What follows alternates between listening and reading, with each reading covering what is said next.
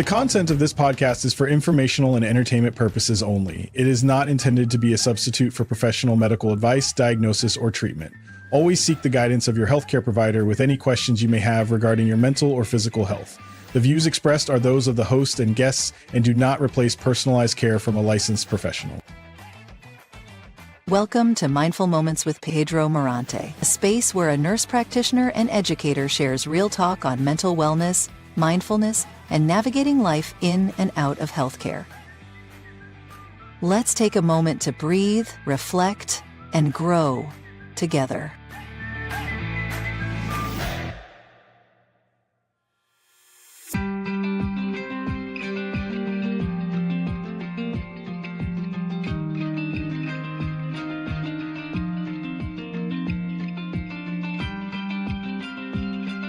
Very important, guys, to start slow, go steady. No, it's not a fast race. We're all in this together. There's a lot of anxiety, depression, and PTSD going on. So just need to make sure that our message as a provider is heard by our minority patients. Making sure that we are here for you.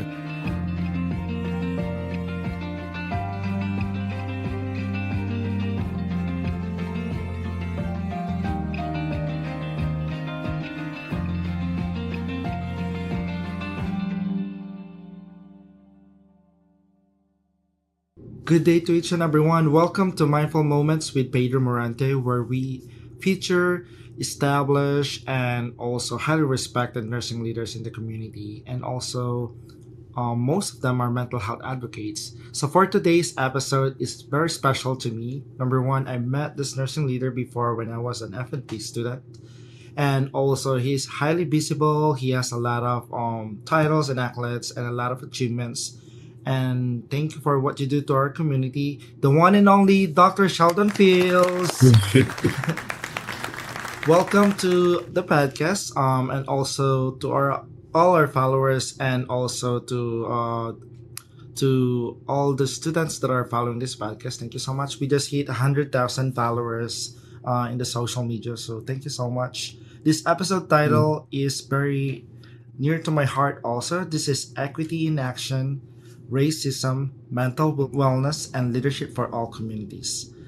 And Dr. Fields, before we begin, how are you arriving into this space today, mentally and emotionally? Well, one, thank you for the really kind opportunity to even talk with you, Dr. Morante. It has been quite a bit of time since you were a student in the program in which I was a dean. So I'm so excited to see your success. But much to your question this morning, this is the beginning of the Thanksgiving Day holiday week. So I really do arrive in it in a spirit of thanks.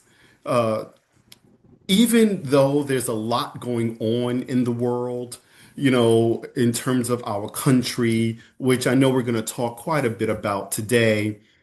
And even with a little bit of a heavy heart this morning, if I'm honest, I got news last evening that one of my elder cousins passed away from his battle with cancer last night. So I'm thinking about my family and the preparations that we're going to have to do in between this holiday season to lay him to rest.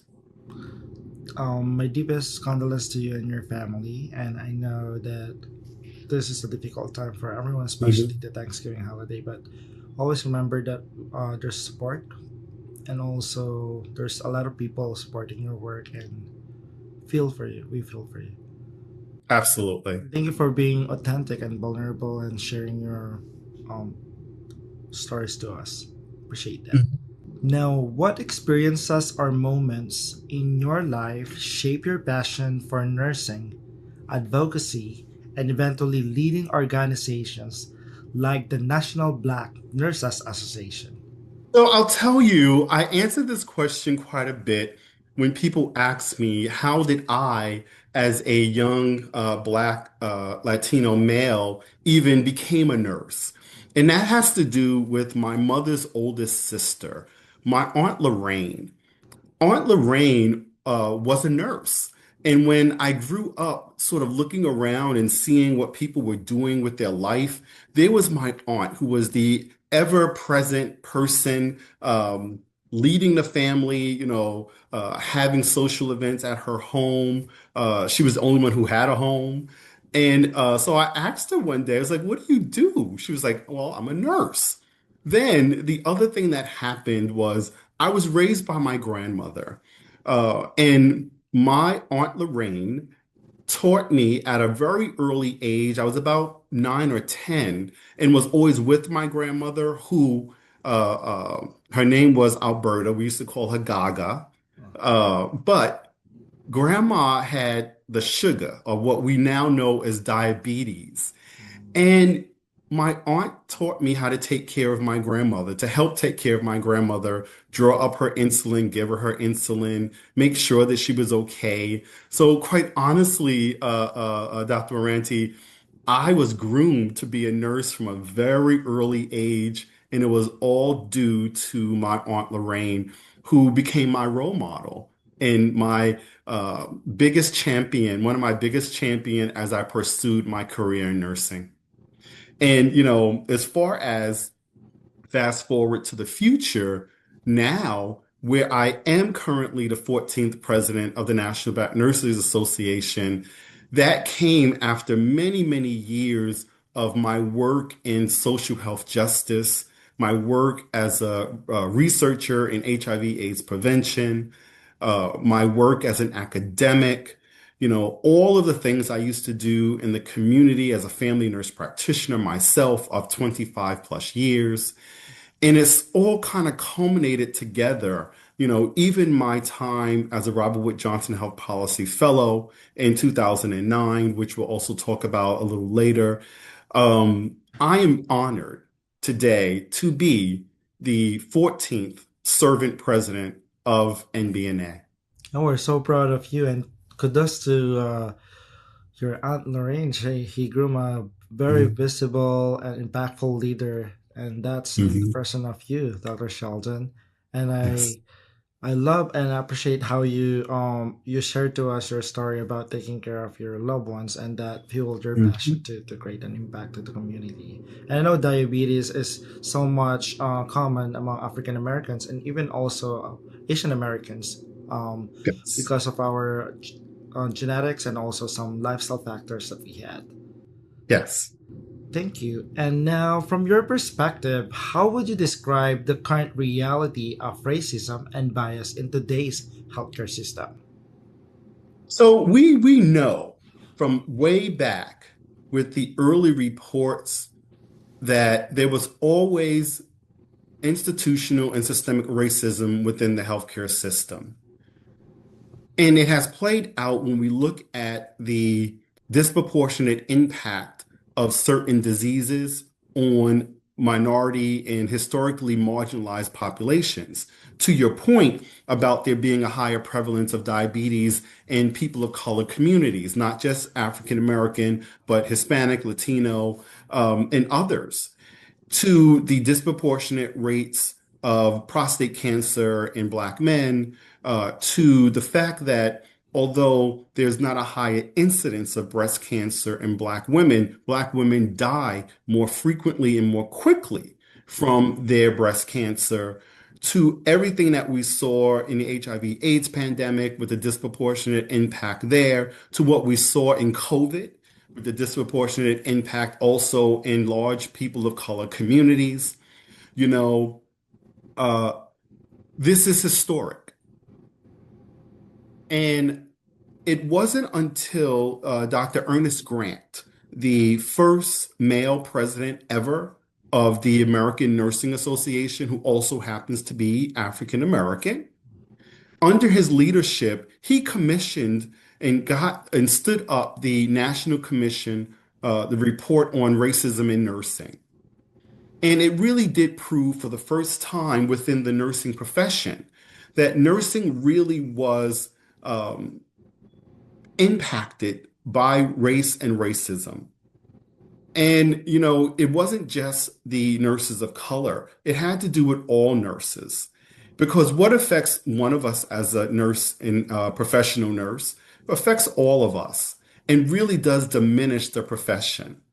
Nursing has a moral and ethical obligation to ensure that we are training a nursing workforce that is well equipped to care for everybody in our society. And henceforth, the things that we are currently seeing, not only in our healthcare system, with the dismantling of healthcare insurance and access, is really only going to disproportionately hurt those historically underserved populations and all the millions of people who even accessed healthcare under the Affordable Care Act. And our current federal government and our current leaders are not doing enough to safeguard the health and well-being of everyone in America. So that is really where we're at the moment. We need to keep having these conversations because, our government works for us. And at the moment, they don't particularly act like it. But we have got to continue advocating and fighting and giving voice to those communities where we live, learn, work, die, and play. Because we are that lifeline for them at the moment, particularly nurses. So. Thank you. And I know that healthcare leaders like you are really advocate for us also as nurse practitioners, even nurses out there. Mhm. And thank you for what you do for our community and also enlightening us of what is going on because healthcare policy is so complex. Sometimes a lot Mm. of nurses, they don't want to deal about it. They just want to learn the updates. So thank you for what you do for our community. Now, communities of color including immigrants and linguistic minorities, often experience discrimination differently. How do you see racism impacting the mental health of these diverse groups? Mental health in and of itself is a challenge for a lot of ethnic and racial minority communities because of their history, because of how they've been treated in the system, because of sometimes some cultural taboos about not, it's how you show face, it's how you show up in your community. Sometimes it's also seen as a sign of weakness to admit that something is going on mentally.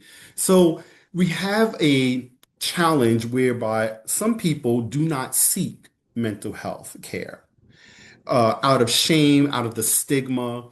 And we really do have to always be on the front lines of that to combat those types of stereotypes.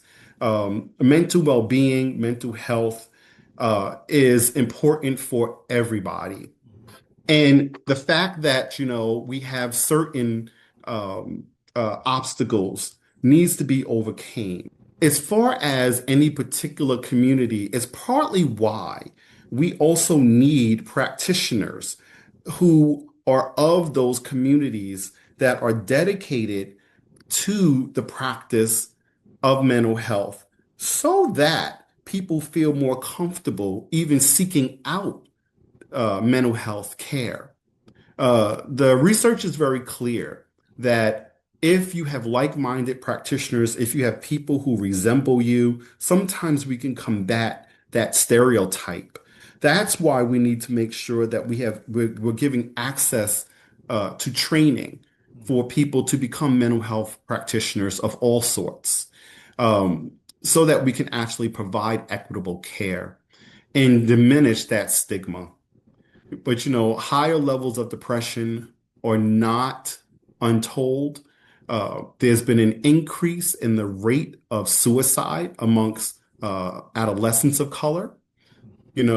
They're growing up in such a high-pressured world, high-pressure society. Cyberbullying and all of those things that have come with the advent of the internet and AI is really also a concern. And it's a growing concern. So there's lots of complexity. There is no one right answer. Only to say that, the more providers that we have from these communities that are there to provide service, the better off those communities will be. And I agree with you, right? There's accessibility issues and also providers that are really needing to be trained in terms of mental health. That's why FNPs are also the frontliners to screen this as early, like Hmm. instituting PHQ-9, JD7, and as early as that we can catch it early before a lot of patients go into crisis that they don't seek mental health because of previous experiences, stigma, and out of shame. And you're true with that. That those are the barriers that we really need to kind of like offset and also make sure to make room for mental health and make it a priority. Because I strongly believe that there's no true health without mental health. So physical and mental health they go together as one. Absolutely. Thank you. And many nurses of color deal with microaggression, isolation, or feeling like the only one in the room. How does this chronic stress and burnout affect their emotional well being and career trajectories? So, I mentioned earlier the National Commission report on racism in nursing. And that was really important because, like I said, it really pointed out the systemic issue of racism within the profession. It's really interesting to note that, you know, nursing operates by a code of ethics. And this year, this past May, we released a new code of ethics like we do every 10 years. And this new code of ethics actually talks about race, racism, institutionalized racism. It mentions it intentionally more than 17 times, whereas our old code of ethics never did. In our new code of ethics, racism is also now codified as an ethical violation within the profession of nursing. And I'm always very clear. If you are a racist, and I define a racist as somebody who believes in the superiority of one race over another, if that is you, then you have no business having a nursing license.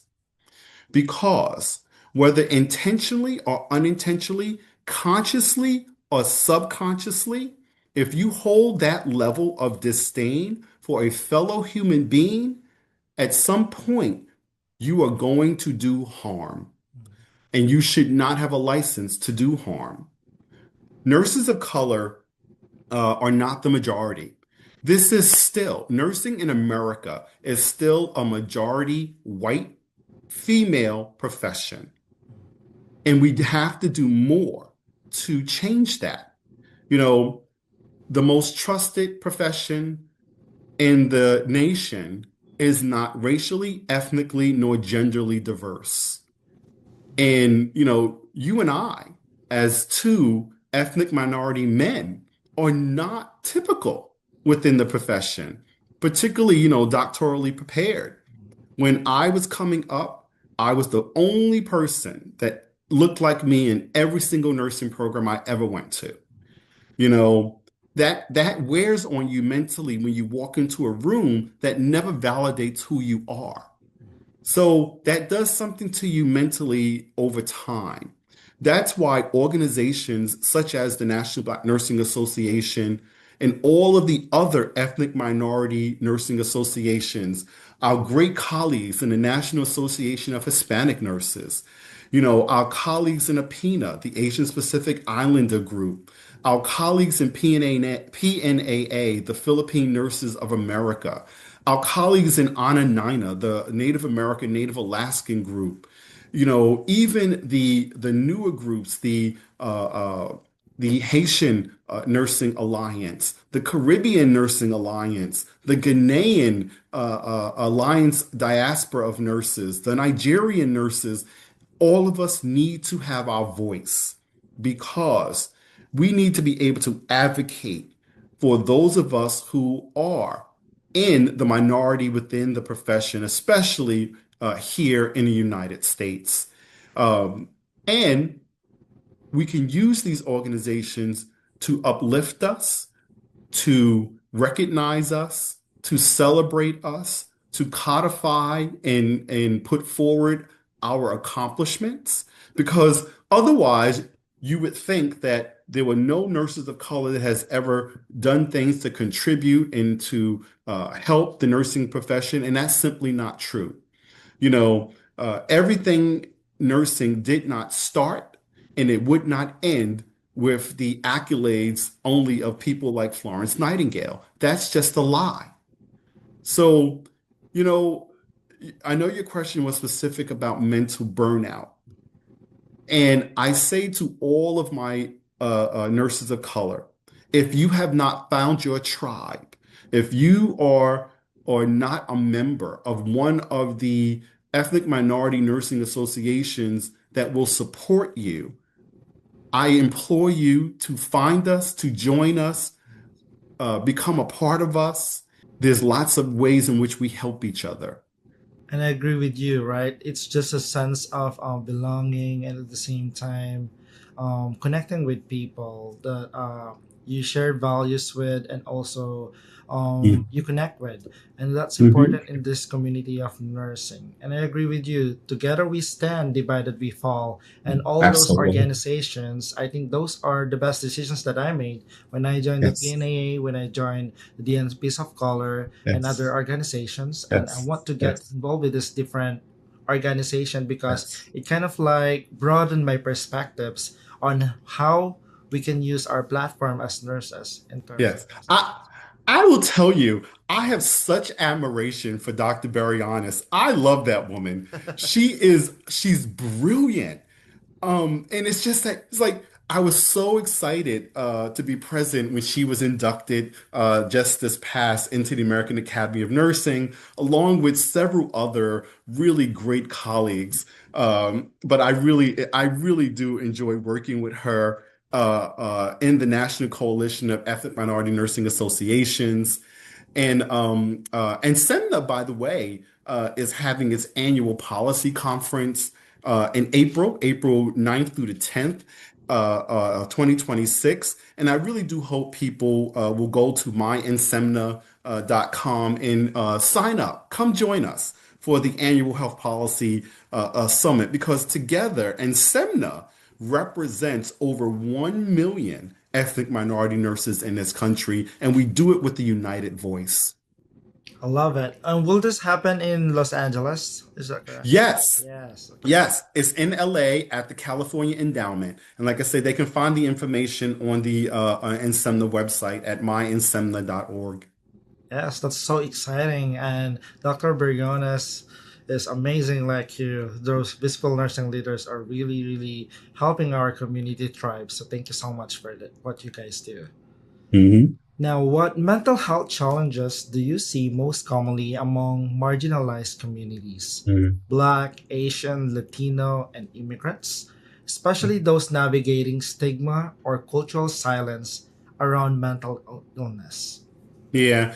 A lot of life difficulties, if you will, are partly related to the historical institutionalized racism that exists in this country, the lack of access to education and the lack of access to opportunity. And that really can affect a community over time, which is why we see higher levels of depression in general, anxiety, disorders are also on the rise. And we have a lot more people who are being diagnosed along what used to be called, things like autism and ADHD. We have a rise in a number of people being diagnosed as neurodiverse. Now, neurodiversity also is so broad that it has such a range of people who you would never think would categorize themselves this way and who can function fully, to those who do need a lot more support in order to deal with everyday society. The other thing that happens, which is related to mental health, has to do with how people then cope with their mental illnesses. And that slides us on over to the number of people who choose to cope with various substances. So we do see also a subsequent rise in alcohol abuse and drug abuse that also needs to then be treated. And again, all of this can lead to further despair, the shame. And we really do need to normalize mental well-being and people standing up and seeking care. We need to have, again, more practitioners. We need to have better access. One of the things that the Affordable Care Act did initially was it actually mandated that most major health insurance plan actually provide for mental health services. And all of that over time has been unfortunately been dismantled. And there are plans that don't even offer access to a mental health provider as a standard part of the plan. You can probably get it as a rider for an extra cost, but now we're talking about, people not accessing services because of the cost of it. So we've got to do more.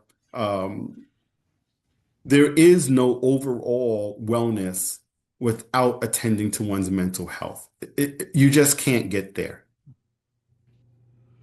Yes, it affects the way you think, the way you feel, the way you behave, and the way you decide for yourself, and the way you are able to keep up with your goals and also your career Mhm. trajectories. So thank you for emphasizing that this mental health really needs to be a priority, and Mhm. it's a call to action that we really need to invest on this one because there's no successful people or professionals or individuals that are not working on their mental health that are successful. Most of them that are struggling either financially, with their relationship, with their work, or even with their uh, with their partners and also their schooling, they cannot finish it. Neurodiversity if they're not fully supported. And I think Mhm. we can do better. And it's a call to action that the government needs also to do better on this funding. Mhm. Thank you, Dr. Sheldon. And as a highly visible nurse leader, advocacy can be emotionally heavy. Mhm. How do you personally take care of your own mental Mhm. health while carrying the expectation of so many communities that you serve? So there's a saying, Dr. Moranti, to whom much is given, much is expected. I have known from a very long time that I was destined for more. And I have been given some phenomenal opportunities. So, but heavy is the head that wears the crown, and it does take a lot out of you at times. So, I don't, for anyone who's been following me on my own social media, they've noticed a very significant change this year. I started posting more about my self-care journey and the fact that I have been being very intentional about my self-care. You can't pour from an empty cup. And as nurses, we are so good at taking care of everybody else. Oftentimes, we fall down in attending to our own mental and physical well-being. So, to your point, I have been very intentional about the fact that I have gone back to my gym workout. I hired a trainer. I've seen a nutritionist. Uh, I myself this year, I probably lost close to 40 pounds. And it really has made a difference in my how I show up. Um, but I start my day doing something for myself. Either it's with a training session with my trainer, or even like this morning, because I'm in between on the holiday, I got up, I did some really great stretching, I did some push-ups. I had a session with myself, really just focusing on clarity, um, some mindful meditation to center myself for the day in the beginning of this week. Like I said, I shared earlier that, I'm dealing with a little bit of grief, and I have to be attentive to that. Also helping my family deal with their grief. But I had to do a little bit of dealing with my own this morning so that later on I can be there for other people. Because that is, as a healthcare provider, as a nurse, as people, as someone that people come to, people look up to, um, I have to be prepared. So I start my day by giving a little bit to myself every day. And I think all nurses should do that. I agree with you, right? It makes a difference if we're also paying attention to our own energy and to our own Hmm. body, because it gives a positive impact. When you are whole by yourself, then you can take care of others, right? Hmm. How can you give care to others when yourself is also deficient with it? So that's very important. And I love how you talk about nutrition. I love how you Hmm. talk about movement too as part of your daily routine. Mindfulness, those are very important in terms of that meaningful engagement and connections, which you are talking about, connecting with your family and being supported, especially with grief. And I know this could be a difficult times. Holidays are coming, but you want to show up for them strong too, and also being able to at least support them. And thank you for sharing those tips and tricks. And for those who are listening, they can definitely relate, especially with the holiday stress, holiday Hmm. grieving, and a lot of things, memories about holidays that can trigger one's mental health. Now, as a president of the National Black Nurses Association, how has this role shaped the way you think about leadership, inclusion, and Hmm. advocacy? So, one of the things I'm always very clear about, and I want to make sure that your audience knows this as well, because I often get this question that goes, "Hey, Dr. Fields, I really like what MBNA is doing. I see what MBNA is doing, but I'm not black. I'm not a black nurse. Can I be a part of MBNA?" I want to be very clear, Dr. Moranti. Yes, we are focused on our vision and our mission. However, it does not matter how you personally identify. If you believe and you can support our mission and vision, everyone and anyone is welcome in the National Black Nursing Association. And we do have non-black members. Um, uh, I tell people all the time, come join us. We are everywhere in our 115 chapters in over 30 states. We are the voice of the Black nurse in America, true. However, our advocacy is for everybody. We have been doing advocacy in NBNA for almost 40 years. Our fifth national president, Dr. C. Alicia Georges, founded our National Black Nurses Day on Capitol Hill.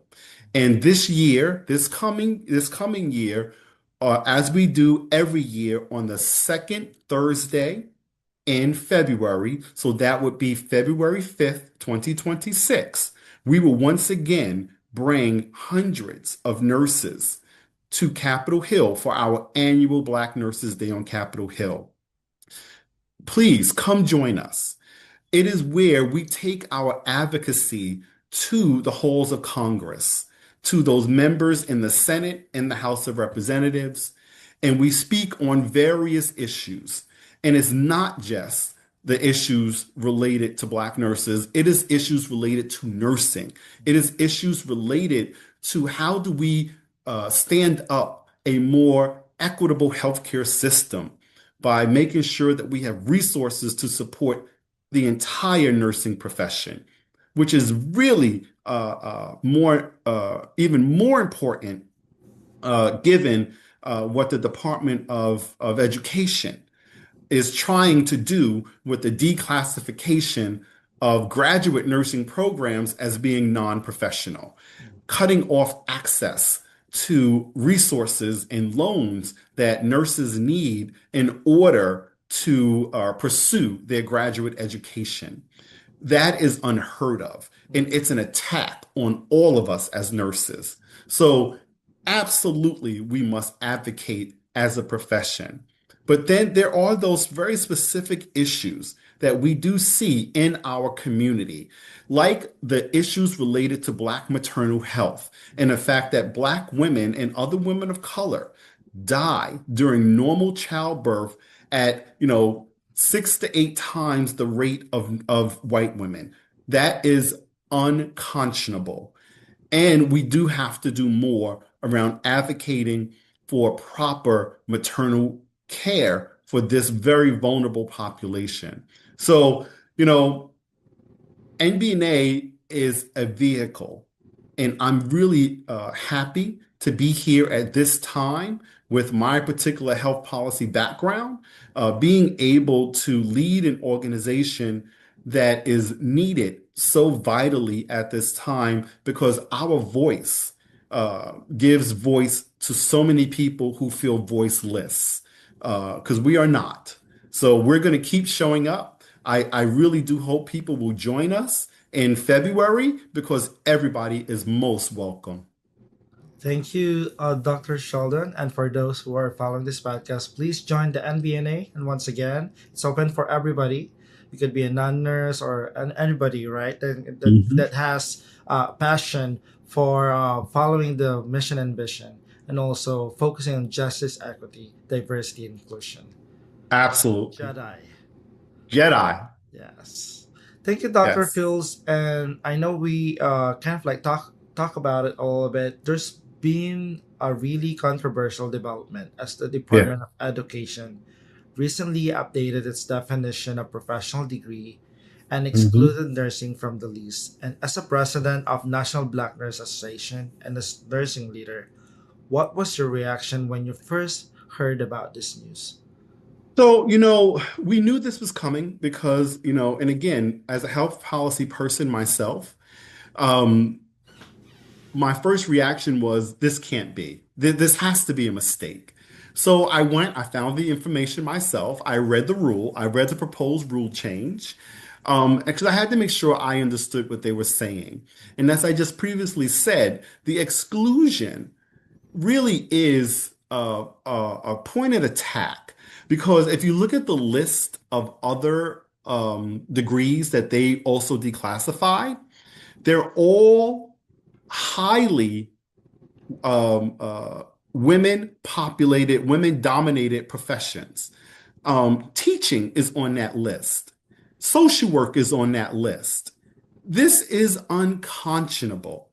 How could you limit resources in a country like ours, where education sometimes we know, is a vehicle for pulling people out of intergenerational poverty?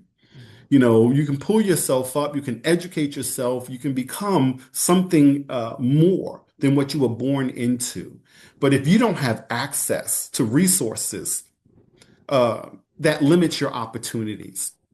So NBNA, along with several other national nursing organizations, have released press statements denouncing this rule change, making sure that we call on the Department of Education to not adapt this rule, calling on our politicians, our local representatives, to also make them aware of how this will really devastate our healthcare system.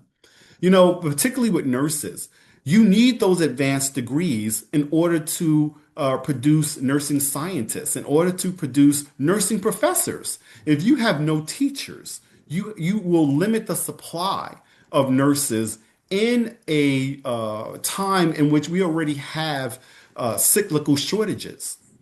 And we don't have enough representation amongst nurses of color who rely even more heavily on those federal resources, those federal loan payments to pay for school, because we often do not come from backgrounds and families that can assist us as our white colleagues do with paying for school.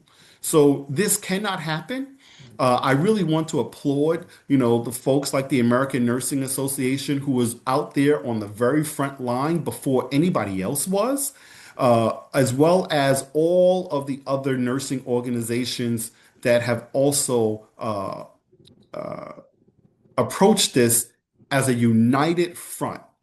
This is one of those issues, Dr. Morante, that nursing must speak as one voice. This affects all nursing, and this cannot come to pass. And we must stand united at this time. I agree with you. It's a difficult time, and I know that together we stand, divided we fall, and that's like a very good opportunity for all of us to unite as one and let Mhm. our voice be heard. And a lot of my colleagues and a lot of my friends also has been posting, even if they're not nurses, that they strongly disagree with this proposition. Now, Mhm. how do you think this change will impact nurses who want to pursue advanced degrees like MSN, DNP, or PhD? Yeah. What are the potential long term risks to the nursing pipeline as well as the current nursing shortage then?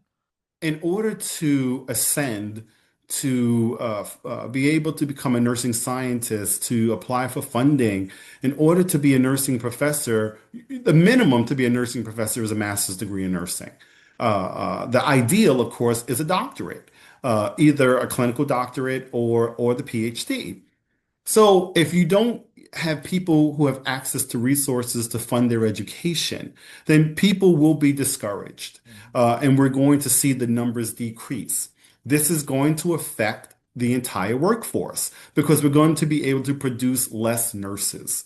If you don't have teachers, we can't put people through the pipeline. Mhm. Um, and if I know that I can't even get the money that I need to even pay for my education, then I might even choose a whole different profession. So we're going to lose people. We're going to lose some of the great future nurses and scientists, practitioners, entrepreneurs, which is why, uh, and it's so that we're clear our society needs a certain number of healthcare professionals, particularly nurses. And if we fall below that, we're going to wind up putting pressure on the global nursing workforce because we're going to have to import nurses in a country in which we have all the resources to produce our own. This past summer, I attended the International Council of Nurses meeting in Helsinki. And they actually did a report on the global nursing workforce. And I was absolutely shocked when I realized that there are two countries in the world that overproduce nurses. Do you know what they are? You know one of them for sure. Philippines. The Philippines. You know what the second one is? I don't have a wild guess, but if you can tell me. India. India. Mm. India. Two countries of color, and they are oversupplying the global nursing workforce. We cannot rely on that system, and we cannot rely on being able to do that brain drain to solve our own problem here in America when we have all the resources as the richest country in the world. It is absolutely absurd.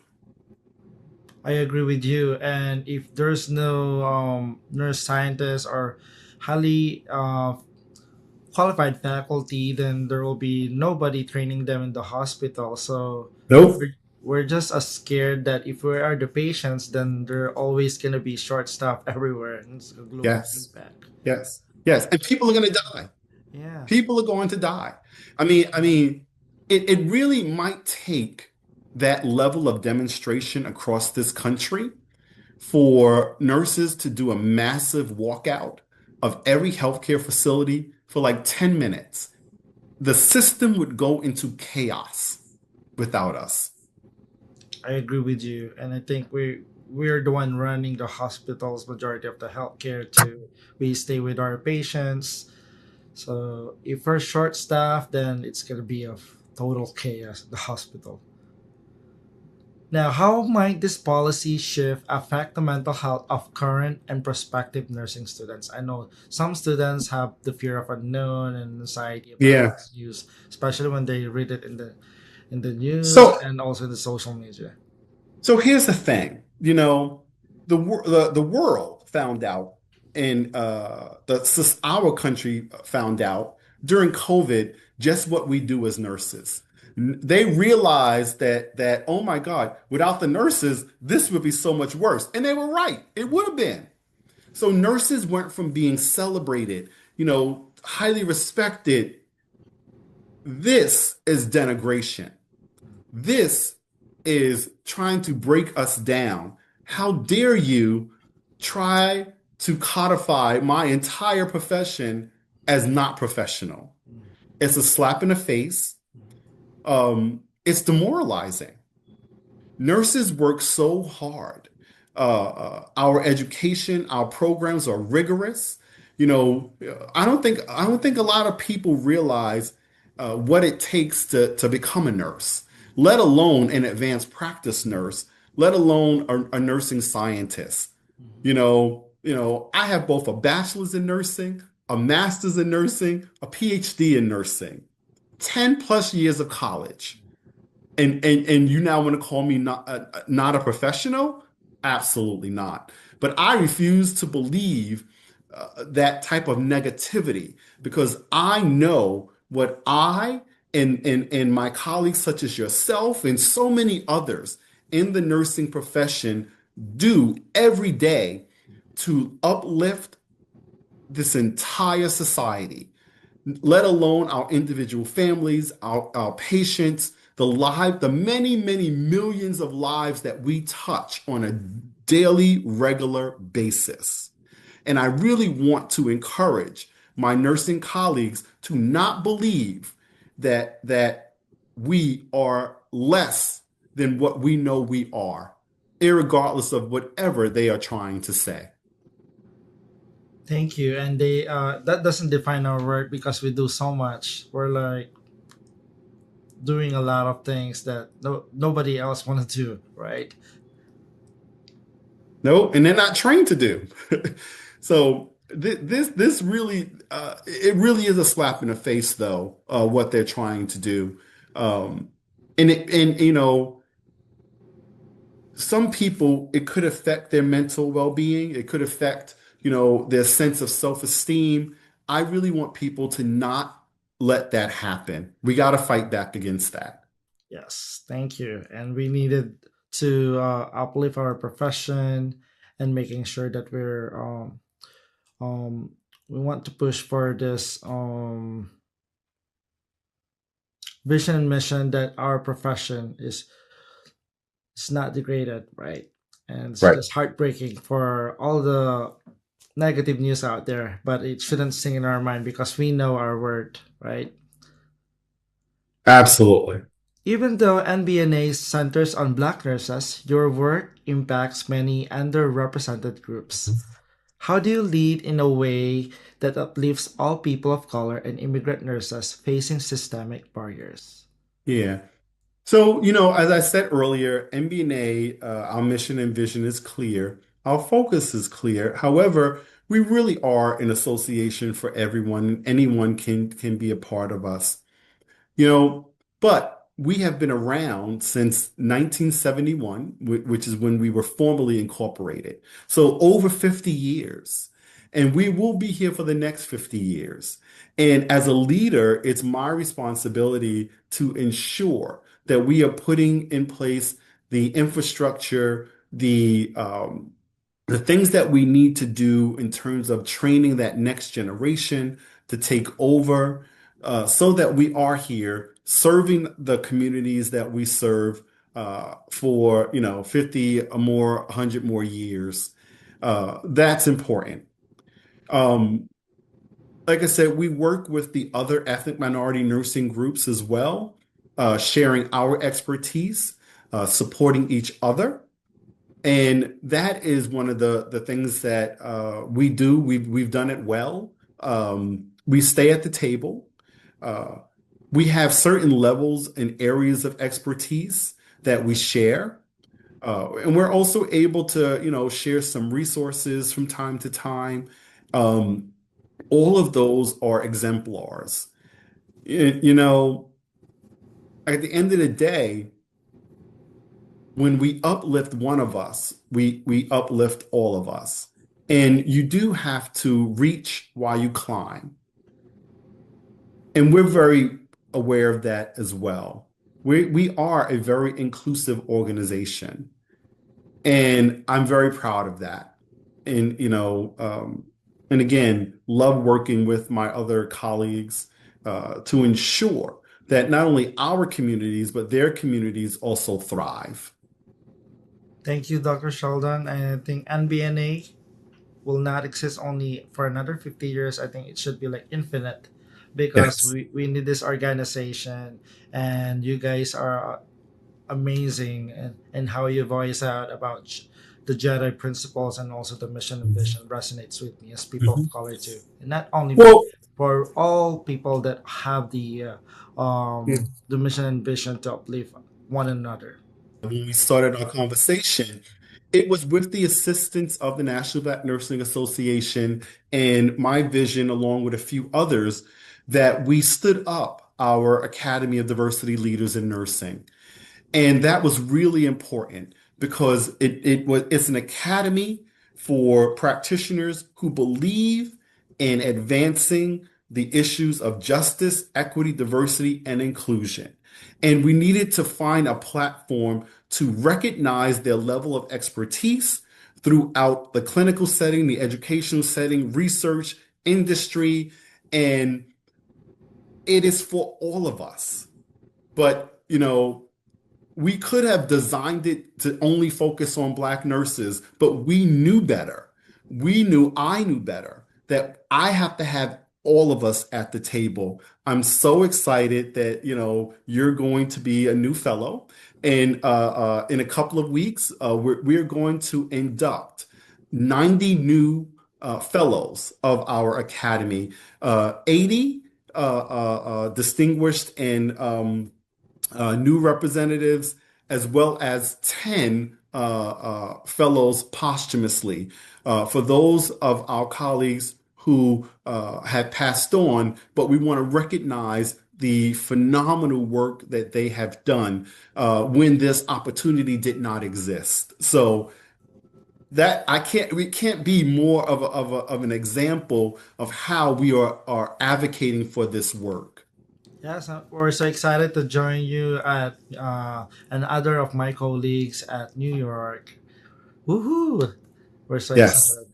So I'm gonna be meeting you again in person after several years. So thank you. Absolutely. I'll see you in about 3 weeks. Yes.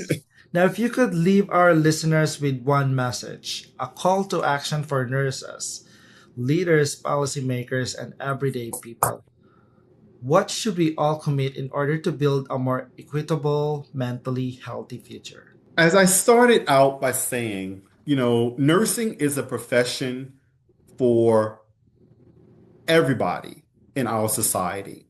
And we really do have a moral and ethical obligation to make sure that we're standing up a nursing workforce that is going to care for all of us. That is how, according to the 2030 report on the future of nursing, that's how we are going to use the nursing profession to help this nation achieve health equity. And health equity really has to do with people having access to those things that they need in order to optimize their health. And nursing can help us do that. So my message, my last point is actually one of hope, in that if any profession can do it, nursing can, because of the way in which, if we truly lean in on our code of ethics, we can see this as a singular mission. And all of us who are called to the profession of nursing can absolutely get behind. And that is doing everything that we can through our training and our lens as nurses to help all in our society achieve health equity. So hang in there, my colleagues. We will get through this. I do not believe that Department of Education's rule is going to be successful because of the absolute outcry and outpouring of support for us and the many comments that they are getting that this is the wrong thing to do for this very vital profession in our society. Thank you, Dr. Sheldon, for emphasizing that. And you put like a lot of hope and fuel for us in the desire. And this is why a lot of organizations and like you, nurse leaders exist, because you are the beacon of hope, right? In the darkest hour, you are always there to support us. So for our viewers who have been inspired by your work that you do, where can we get in touch with you and catch you? Well, I laugh because I tell people all the time, I hide in public.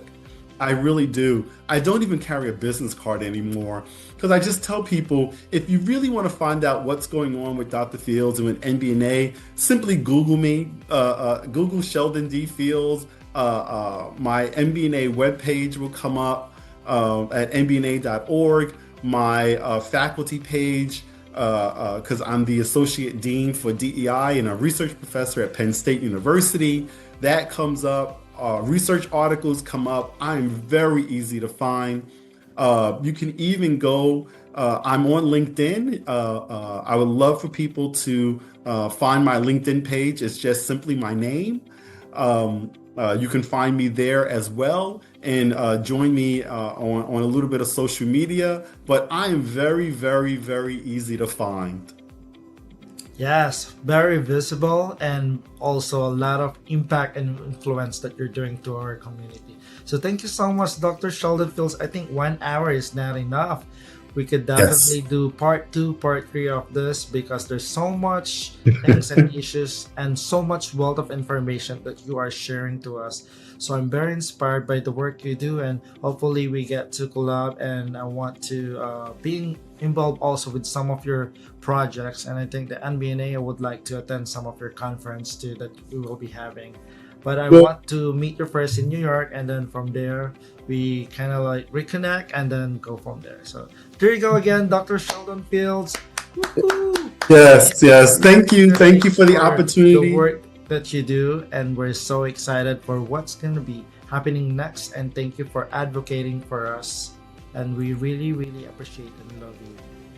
Thank you. I appreciate it. Thank you so much. This has been my absolute pleasure. And I will absolutely come back for a second time. You just need to ask. Thank you, Dr. Sheldon. Thanks for listening to Mindful Moments with Pedro Morante. Be sure to follow the podcast so you'll never miss an episode. If you find value in our time together, leave a quick review. It helps more people discover the space we're creating. For updates and more reflections, follow us on social media. Until next time, take care.